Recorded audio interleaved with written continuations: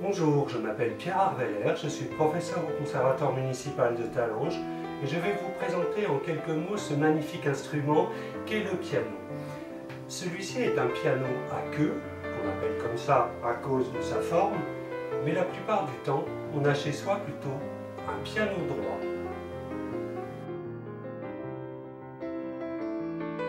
Qu'est-ce que c'est un piano? Le piano est un instrument de la famille des claviers, puisqu'il comporte un clavier, mais c'est aussi un instrument à cordes puisqu'il comporte des cordes. Et ces cordes, comme je l'expliquerai un petit peu plus loin, sont frappées par des marteaux. On peut dire donc que c'est en même temps un instrument à cordes et en même temps un instrument à percussion. Comment ça marche? Quand on appuie sur une touche du piano, un marteau vient frapper contre les cordes. Et en frappant les cordes, elle les fait vibrer et donc cela produit un son. Bien sûr, on peut appuyer sur plusieurs touches en même temps et à ce moment-là, plusieurs marteaux viennent frapper les cordes.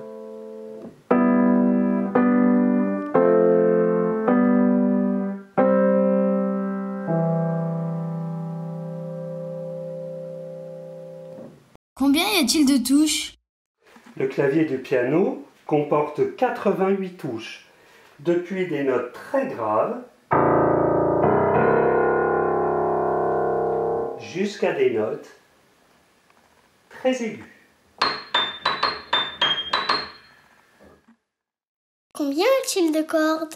Il y a 234 cordes dans un piano. Des cordes qui sont très longues et assez grosses aussi pour faire les sons graves.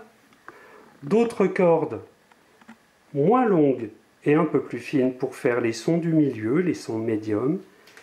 Et puis des cordes beaucoup plus petites pour faire les sons aigus. Avec un piano, on peut presque tout jouer. De la musique très ancienne, inventée il y a très longtemps, mais aussi de la musique beaucoup plus récente, comme par exemple de la musique de film.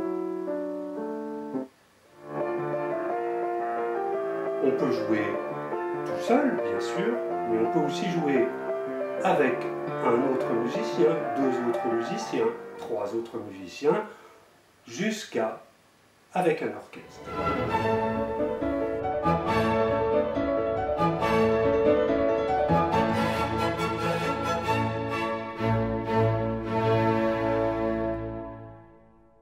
Voilà, en quelques minutes, ce qu'est un piano et ce qu'on peut faire avec.